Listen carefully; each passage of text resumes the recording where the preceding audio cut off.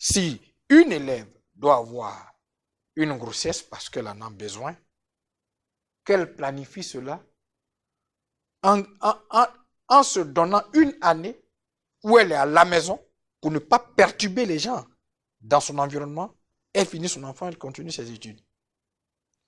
Pour dire quoi, même dans l'environnement de façon générale, pour avoir une naissance, il faut la planifier, la budgétiser sur une période, sur un nombre d'années, se rassurer que l'enfant sera dans les soins de façon vigilante depuis le premier jour jusqu'à peut-être 2 ans ou 3 ans avant qu'une grossesse arrive. Donc, ne décrions pas un phénomène dans un seul aspect de la vie, alors que dans cet aspect où on décrit le phénomène, on peut faire du sujet un sujet de résolution plausible de d'autres problématiques ailleurs. C'est en cela, je parle de l'aspect positif du sujet. De la manière ça fatigue l'élève, c'est comme ça fatigue les parents quand les parents n'ont pas d'argent et puis il y a grossesse. Évidemment, la grossesse qu'on déplore ne vient pas comme ça, forcément. Il peut y avoir des grossesses comme ça, que j'appelle des grossesses d'accident. Oui, c'est possible. Mais généralement, il y a une raison. Même l'accident est une raison. Voyez, c'est pas quand on se réveille qu'on est en grossesse. Il y a une raison qui a bien motivé la grossesse. Et ces raisons aussi sont multiples. Vous savez, je connais un monsieur qui a étalé une anecdote qui est vraiment vraie. Ce monsieur est même dans la salle. Quand vous combattez quelque chose et puis vous ne réussissez pas à l'éradiquer, c'est que la solution n'est pas le combat de la chose, mais la solution est ailleurs. Oui. Vous pouvez combattre en vue d'éradiquer quelque chose. Peut-être même que l'idéal, c'est d'adopter la chose. Or, vous la combattez. C'est là. Il faut peut-être des siècles après pour qu'on réalise qu'il fallait adopter la chose au lieu de la combattre. Vous prenez les élèves, certains élèves de l'école primaire, à partir de la classe de CM1 jusqu'au CM2, et des élèves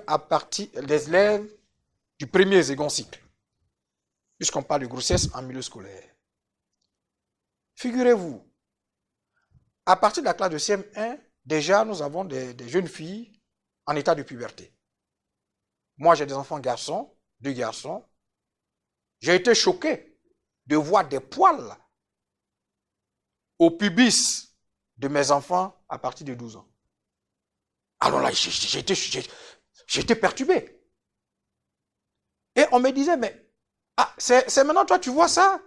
Mais il y a bien longtemps, c'est-à-dire que depuis à 11 ans, ils avaient des poils qui apparaissaient à leur pubis. Donc, des enfants qui vont à l'école, qui ont la possibilité d'aller au cyber, regarder des films pornographiques. Des enfants vont à l'école. Chez eux, à la maison, ils ont la possibilité de regarder des films. Dans ces films, il y a des rubriques ou des instances où on s'embrasse, on fait l'amour, on apprend à draguer. Regardez ce que ça va déclencher dans l'esprit des enfants qui regardent ces choses. La curiosité, découvrir ce plaisir, découvrir ce que c'est, découvrir et comprendre le phénomène. Cela relève de l'intellectualisme. Donc c'est un apprentissage d'intellectualisme à la matière qui entraîne, voyez ce qu'on déplore, monsieur. Mais c'est pourquoi je dis, le monde manque d'intellectualisme. Quand on aspire au développement, on doit accepter certains aspects du développement, tant bien que mal. Mais aujourd'hui, quel pays qui n'aspire pas à l'industrialisation, à l'industrie lourde, même à l'industrie lourde? Mais il y a un inconvénient, la gestion des déchets toxiques. Il ne faut pas vouloir une chose et puis haïr un aspect de cette chose. Comment on gère les déchets toxiques? C'est pourquoi quand on parle du développement, on ne se rue pas sur le sujet du développement. Ça se disserte. Nous allons nous développer. On commence où? Si on va vite en besogne, même si on a des opportunités de créer des industries, des industries de grande portée, de grande envergure, mais dissertons le sujet de l'évacuation des déchets toxiques.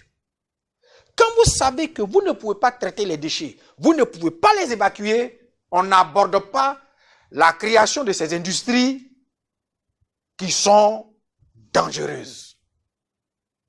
Non, il faut aller step by step.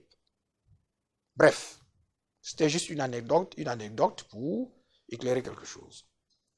On ne peut pas faire la promotion de la télévision, de l'audiovisuel, inciter toutes les tendances humaines, toutes les instances humaines à aller vers le web, sans toutefois disserter certains aspects qui proviendraient de là. Je vois une femme qui est embrassée par un homme, ça peut créer des excitations.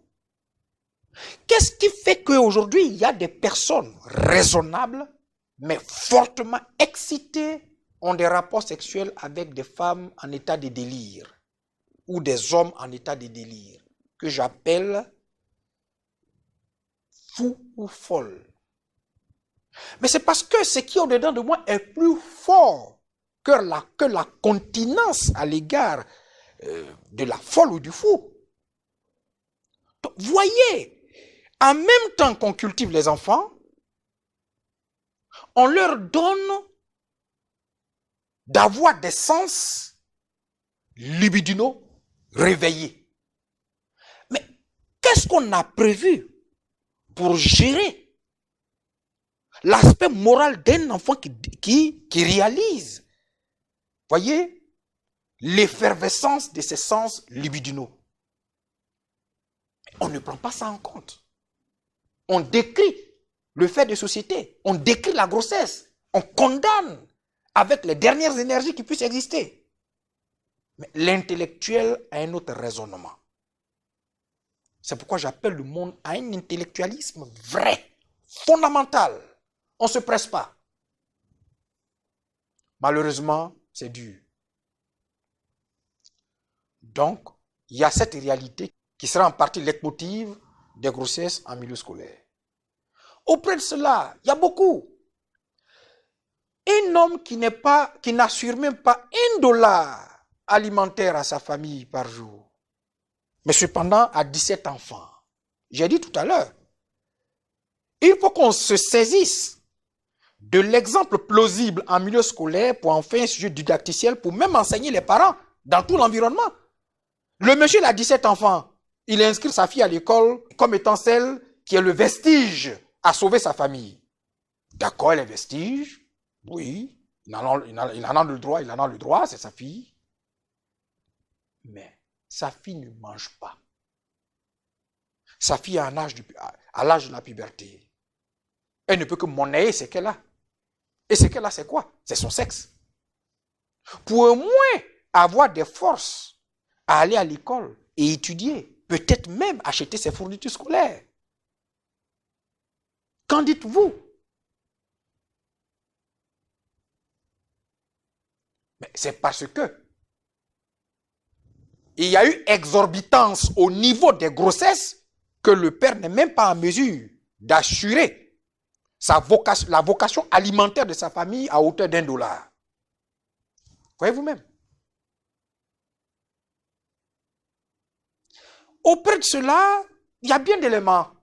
Grossesse en milieu scolaire. grossesse à partir d'élèves, c'est-à-dire un élève jante masculine qui, voilà, va vers une élève jante féminine.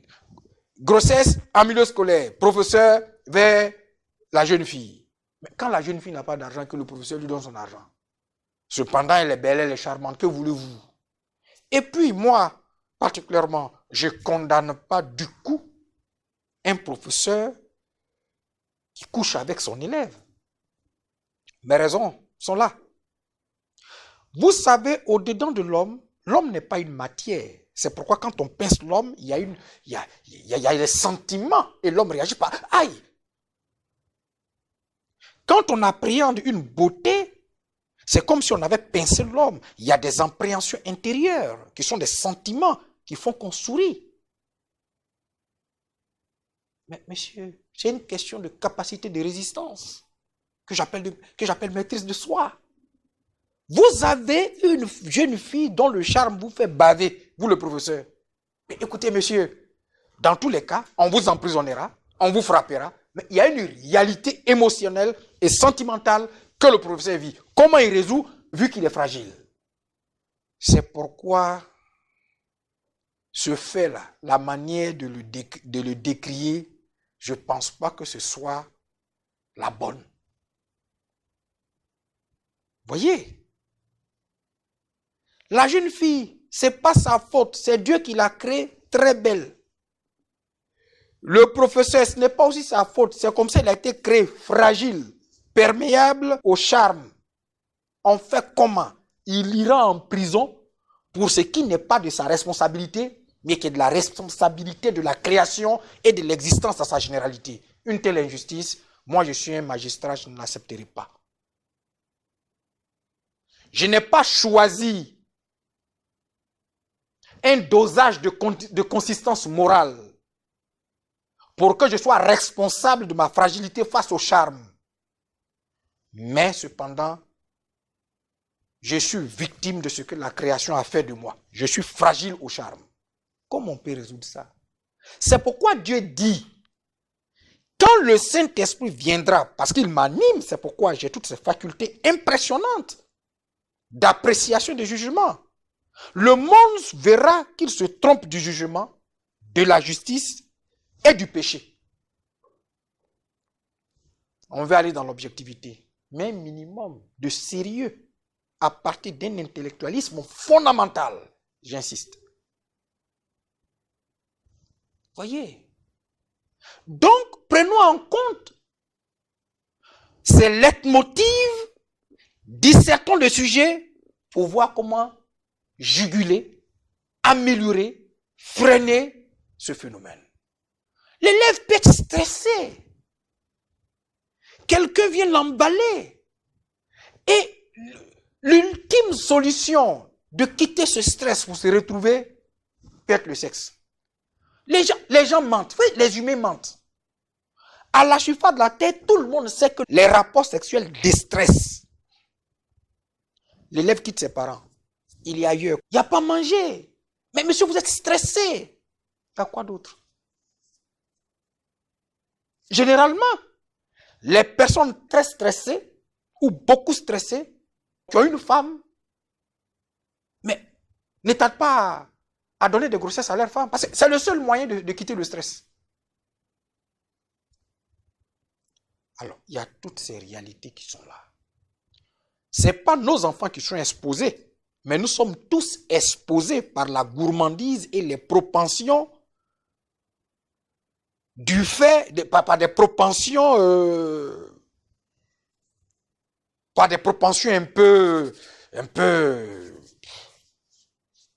un peu mal placées du fait de la constitution morale, psychique, intellectuelle de notre existence. Ça, c'est une réalité majeure. C'est pourquoi, vraiment, souffrons que je ne propose pas de solution pour en juguler. Non. Pour enrayer ce phénomène, oui, ça, c'est l'objet d'une dissertation profonde, si bien qu'on ne peut pas balancer une solution, voyez, non, à tout hasard, pour dire que non, voici la solution que je propose pour mettre fin à ce phénomène. Non, non, non. C'est difficile. Il y a trop d'éléments qui rentrent en ligne de compte. Ne serait-ce que l'audiovisuel, ce que ça crée à nos enfants. Nous avons ici des gens qui sont dans des corps d'armes, mais qui sont des brigands, qui sont des voleurs, des voyous. On les retrouve à la police, pour certains, à la gendarmerie pour d'autres, dans l'armée. Vous voyez? Mais les chers amis, ces gens qui sont là pour notre sécurité, malheureusement, c'est eux qui nous exposent à l'insécurité. Parce que depuis leur existence, il y a eu cette perméabilité mentale et morale à l'égard de ces vices qui n'ont pu être résolus, qui par conséquent émergent malgré leur emploi et malgré le lieu où ils sont. Donc, quand je fais une transposition de cette réalité à l'instance sexuelle, mais ce sont les mêmes. Voyez, moi je dis,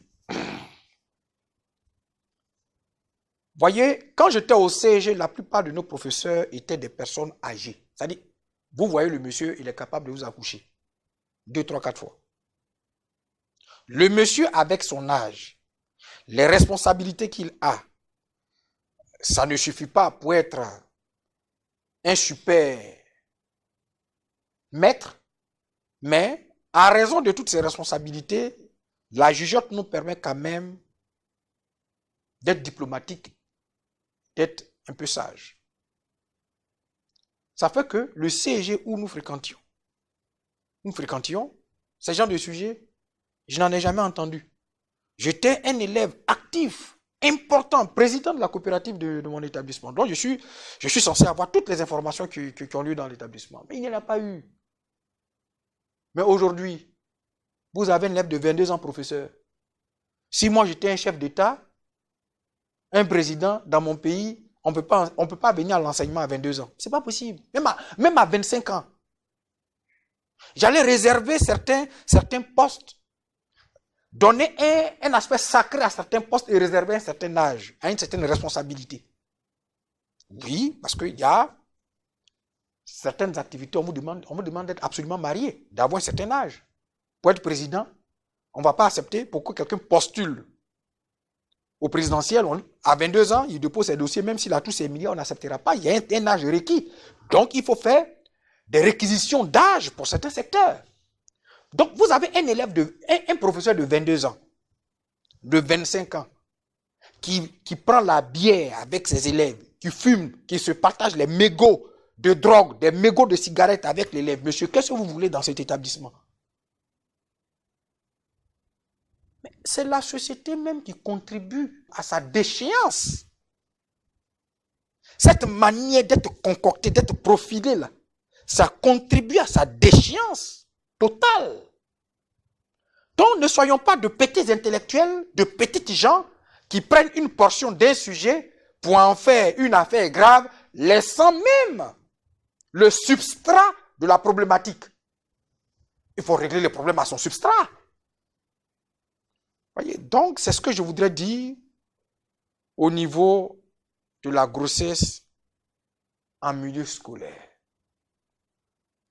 Voyez, aujourd'hui nous allons de dégradation en dégradation morale et mentale parce qu'il y a certaines valeurs, certaines institutions naturelles qui avaient du crédit hier, qui ont connu une chute véritable dans leur considération. Là où il y a destruction de considération, il y a popularité, avilissement, mépris. C'est ce qui est la conséquence de la déchéance de ce monde qui va graduellement vers un quelconque gouffre que j'ignore. S'il faut reconstituer les choses, il faut ramener la considération et le manière sacré des choses hier. J'ai fait l'école primaire en partie au village. Mais à peine vous avez le courage de courir vers votre maître pour le saluer. Une telle personne, quand il vous donne un exercice, vous avez obligation de résultat le lendemain. Sinon, vous savez ce qui va vous arriver. Ça nous a permis, nous autres, d'être brillants. Oui, d'être brillants. D'étudier. Pour avoir l'approbation de nos enseignants. Voyez, c'est dommage. Donc, pour finir, les responsabilités. Mais elles sont partagées. L'élève en partie, les parents en partie, la société aussi en partie. Donc, l'opprobre est acquis. Je ne jette pas l'opprobre sur quelqu'un. Chacun prend sa part des responsabilités qu'il doit résoudre. Si tous les maillons résolvent leurs responsabilités, on se retrouvera en remède pour juguler ce phénomène. Voilà. Prenez une personne, il a une femme, souvent 2 femmes. Son lieu de résidence est une maison entrecouchée, c'est-à-dire une pièce. Il a 5 enfants. Il met seulement un rideau pour séparer le lieu où les enfants dorment du lieu où il doit être ses 2 femmes. Les rapports sexuels n'ont pas de bruit. Et l'enfant qui se lève la nuit pour uriner, qui surprend son père en plein ébat,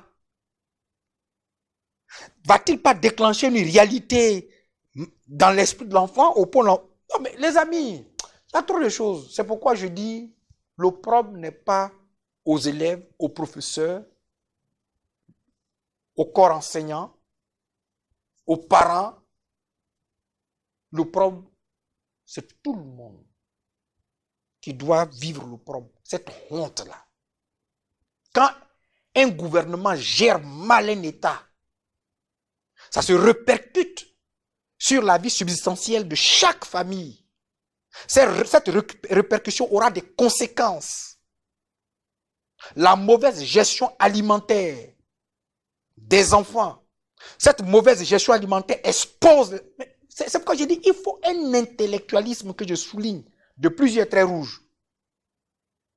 Si les Africains et le monde dans toute sa généralité veulent juguler certains fléaux, il faut un intellectualisme vrai qui repose sur la dissertation fondamentale. Sans faire faux fuyant. Je vous remercie. C'était M. Nathanaël Mokodo, docteur en sciences de la vie, érudit hors pair qui n'est plus à présenter. Docteur, merci d'avoir répondu à notre invitation pour cet éclairage. À vous, auditeurs et téléspectateurs, je vous dis merci d'avoir prêté, n'est-ce pas, attention à cette émission. Je remercie également toute l'équipe technique qui a, grâce à leur doigté magique, permis la réalisation de cette émission. Je pense à M. Amani Marcelin et sa complice de service de tous les jours, Mme Atumbri Marguerite. L'éclairage a été l'affaire de M. Kochiyao, le tout sous la supervision du chef de plateau, M. Conan Félix, et son collaborateur stagiaire, Eric.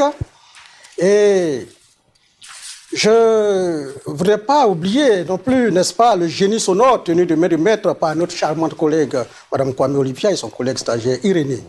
À tous et à toutes, je vous donne rendez-vous pour un thème aussi sensible que celui d'aujourd'hui. D'ici là, portez-vous bien et à très bientôt.